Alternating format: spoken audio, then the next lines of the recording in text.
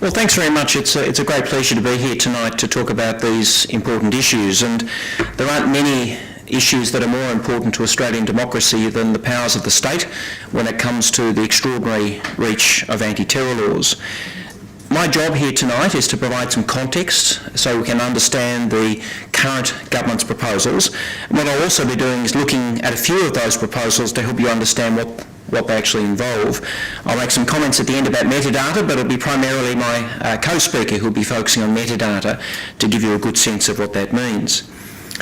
By way of context, the debate about anti-terror laws, and we've had many since September 11, usually misses a couple of crucial early questions. And those are, do we need anti-terror laws in the first place?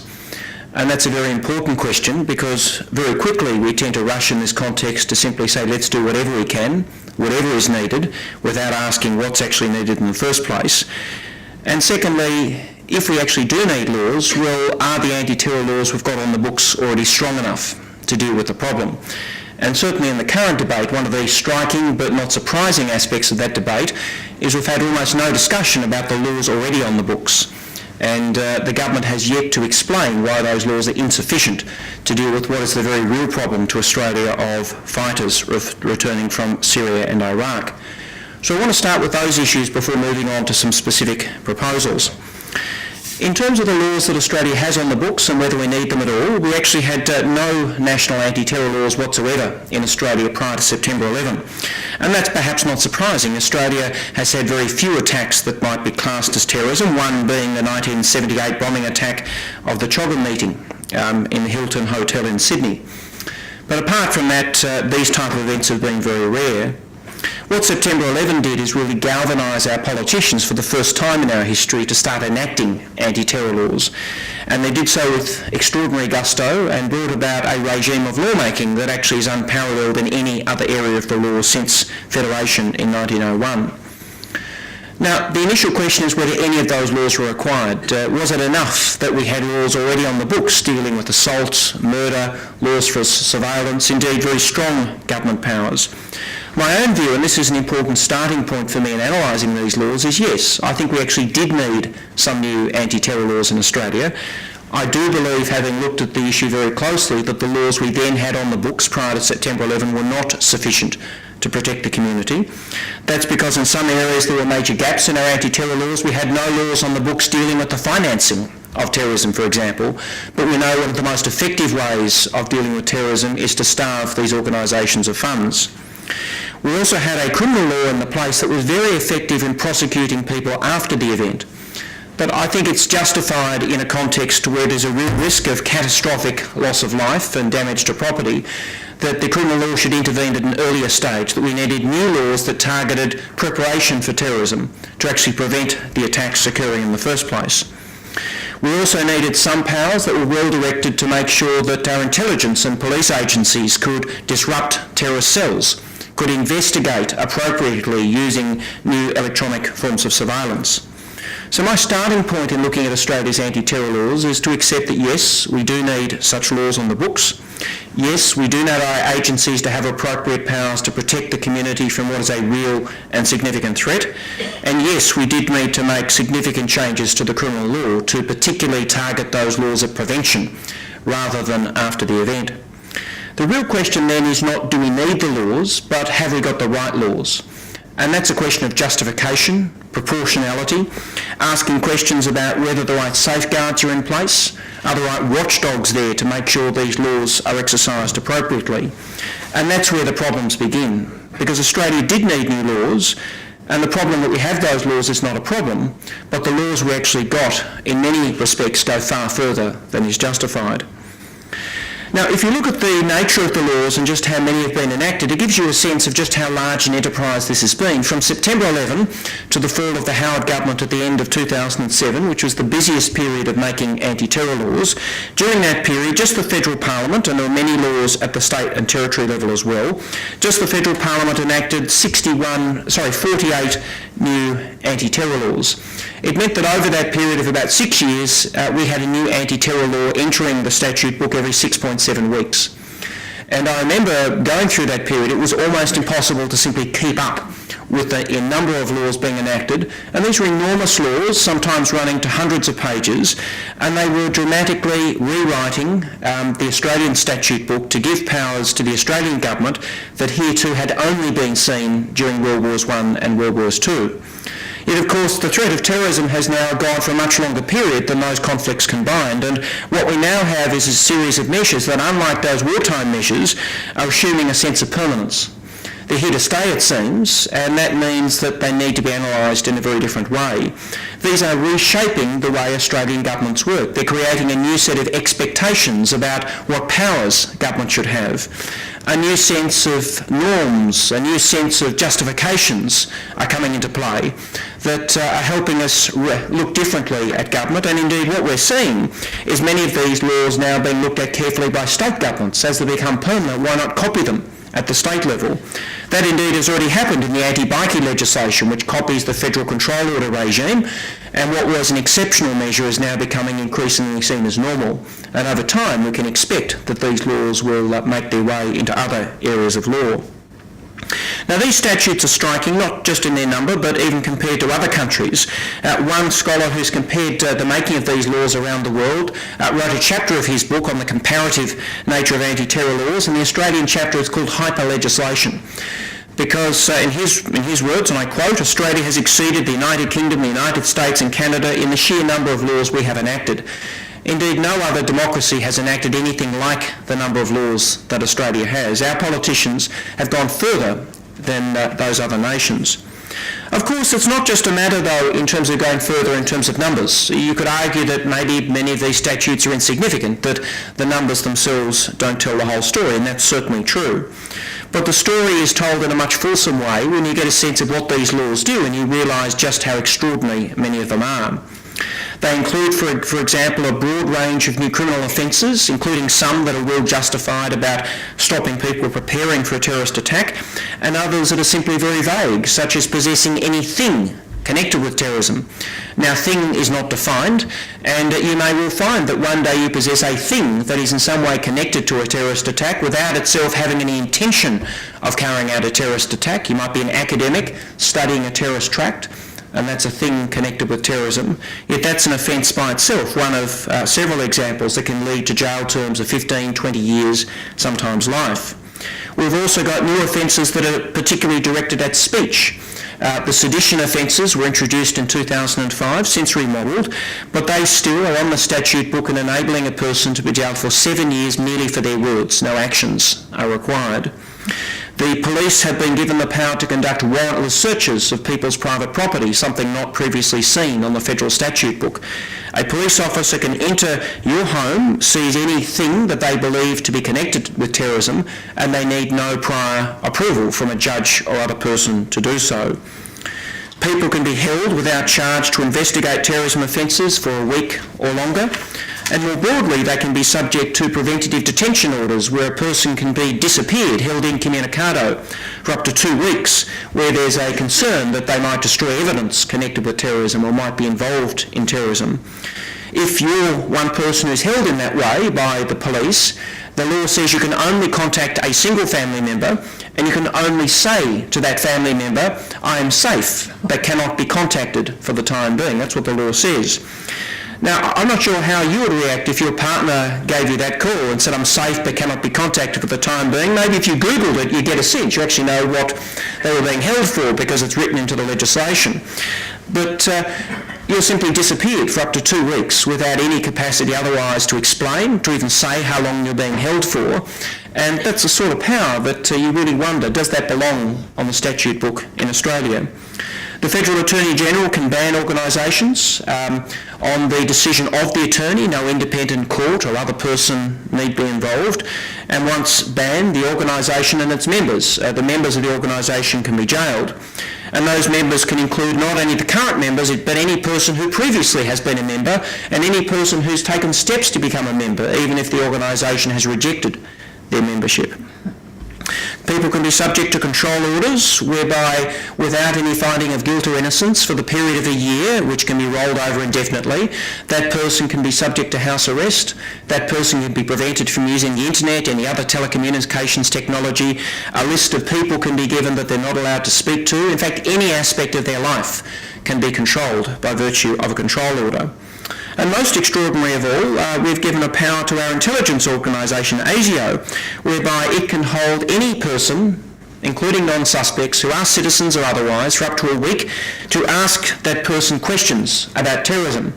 If you were detained by ASIO, let's say you're a journalist and they wanted information on a source, and you refused to answer the questions of ASIO, you can be jailed for 5 years.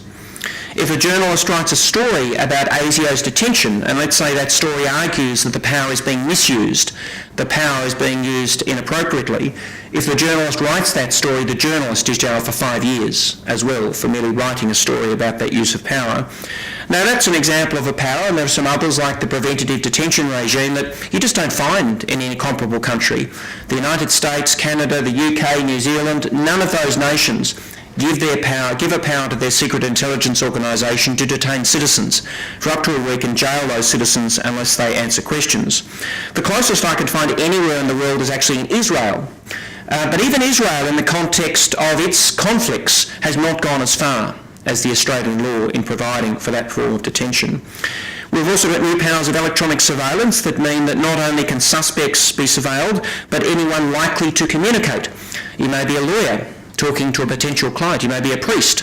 If you are simply likely to communicate with a terrorist suspect, you as an innocent third party can be subject to surveillance.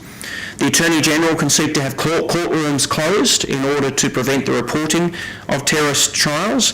We've got a brand new censorship regime that means that books, publications and games can be banned based upon the fact that they advocate terrorism. But it's a very open-ended power. In fact, it means that at Melbourne University they've had to stop teaching a course on the causes of terrorism because they no longer can access the books that they need to actually study what motivates terrorists to undertake those actions. And the way it's actually drafted is that you can ban anything that advocates terrorism where the law says that might lead to any person, including a person with a mental impairment, to consider terrorism. And I'm not aware of any other law on the books that actually enables something to be banned because of the reaction of a person with a mental illness. And it's quite extraordinary. I've never seen that done before. So that's a quick snapshot of some of the anti-terror laws we have on the books at the moment. And when I talk to many Australians, they assume these are gone. They assume these are things we did in 2001, 2005, and they assume they're subject to sunset clauses, that they've disappeared after a period of time. Not one of these laws has been taken from the statute book. Almost none of them are subject to sunset clauses, and we can assume, unless things change, that all of them will remain for the longer term. And even if at this point we have faith in our government using these powers appropriately, you've got to ask how appropriate is it that these powers, warlike powers, remain on the books for 10, 20, 50 years' time, which is what usually happens in these circumstances unless things are changed. Now, I had thought with the numbers and the laws we had on the books that we'd seen the end of the great cycles of making new anti-terror laws, but what we've of course seen this year is the beginning of a new cycle. In fact, the government's announced changes are the largest new batch of anti-terror laws since the London bombings of 2005. And I would say at the outset, again, that I think a number of the government's measures are well justified. We certainly do have problems with fighters returning from Syria and Iraq. We do have laws that need to be updated for changes in technology and the like. So I think there's a justification for the government to act to improve the laws we have on the books and in some cases to tighten and indeed even strengthen them. But once again, the problem is the problem of overreach. The justification for new laws is being used to justify laws that go far beyond what's actually needed. The sort of things that have been announced, including requiring companies to keep metadata information on calls and internet use, reversing the onus of proof by deeming a person to be guilty of an offence if they travel to certain locations, making it easier for the government to ban organisations and to jail their members based purely upon their speech about terrorism, and making permanent three regimes that were meant to expire: the preventative detention, the control order, and also the ASIO questioning and detention regimes. And both were meant to finish in the next year, but it just shows how these things can have a tendency to be rolled over. All we've seen in terms of detail to this point is one bill in Parliament that deals with the first tranche of these measures, and these are the least controversial of the measures so far. We were to have a committee reporting next Monday on the laws, but we've just heard today that that committee is now going to report on 22 September, and that's because of the large number of submissions it's received, and I think the problems that are being identified with some of these laws. But even in this less contentious tranche of laws, here's a couple of things to think about in terms of new things they add to the mix. At the moment, ASIO can get a warrant to engage in surveillance of a computer, and that may be a computer of a suspect or someone who is in some way connected with terrorism. This first measure would actually seek to expand the definition of computer so that it includes any computer network. And you can imagine the expansion that involves. There's no requirement that they only look at the computers on the network that are required to be subject to surveillance, but simply that if you want to surveil a person, you can now get a warrant to cover the whole of the network that that person is attached to. Computer network is not defined, but if you look at my case, I work at the University of New South Wales, so we have around 55,000 people, including students, who are connected to our network. If one of those people is the subject of surveillance, the government will be able to give ASIO a warrant to subject the whole of that network to surveillance. Once that warrant is given, there is nothing in the legislation to prevent ASIO looking at any part of that network, including the activities, the files, the storage devices of completely innocent people. Now, it may well be ASIO, of course, wouldn't do that, but the answer is we shouldn't be required to simply trust that they won't do that. The law should be properly tailored to only being directed to the people who actually should be subject to surveillance. The second thing that this also does is it establishes a special intelligence operations regime for ASIO and other intelligence bodies. And what that does is it enables ASIO to undertake operations and to do so with complete immunity from the law. At the moment, the police can do that. Let's say they've got an undercover informant, they've got an undercover operative who needs to engage in crimes in order to gather information and bring people to justice. And it's accepted in those cases that that undercover operative should not be subject themselves to criminal sanctions. This will extend that protection to secret intelligence organisations as well, and there are big questions about whether that should occur. But in addition, the law says that if anyone reveals information about those operations, it's proposed that those people could be jailed for a lengthy period of time. If a journalist writes a story about an ASIO operation that's gone wrong, and let's face it, we've had a number of instances of that in the past, that journalist could now be jailed if this law is passed. The journalist doesn't even have to know that it's part of a secret intelligence operation. They've just got to be reckless, that is, not sure as to whether it's part of an operation or not. But here again is another one of those really troubling provisions that can lead to the jailing of journalists for revealing information about government activities, including in circumstances where those activities reveal wrongdoing or incompetence.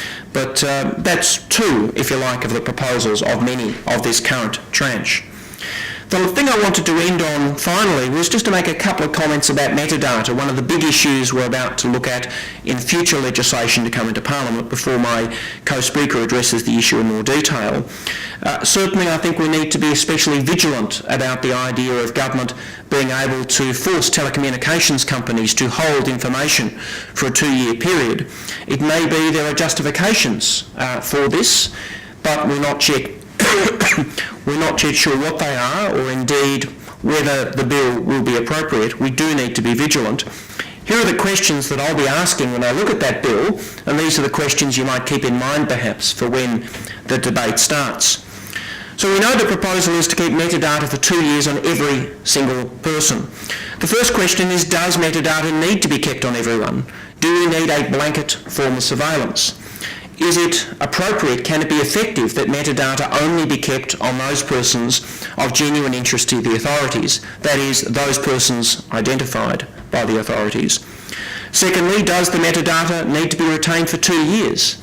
Other countries have used other figures such as 6 months. Why has our government chosen 2 years? What's the justification? If we do need to keep it, is a shorter period going to be sufficient?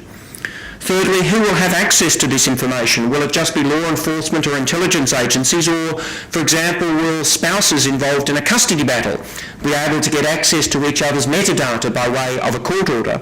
And you can imagine that getting information on what a spouse has looked at on the internet might be very, very useful in prejudicing a court case in terms of affecting that person's ability to get custody of children. Fourthly, how will law enforcement and intelligence agencies be able to access the metadata? At the moment, they don't need a warrant. They can access it whenever they desire to do so, but surely we need more than that here, and will we be requiring a warrant, that is, a justification made out to an independent person to access this information? Fifthly, what oversight will be involved? Given the secrecy we've seen governments go to in great lengths, including Operation Sovereign Borders and the like, how can we be satisfied that there will be a scrutiny regime in place such that even if the rules are clear on the books and we think that they are justified, how do we know that somebody is actually holding the authorities to those rules? And finally, sixth, the hardest question of all, the one none of us yet are able to answer, and that is, what is metadata? Thank you.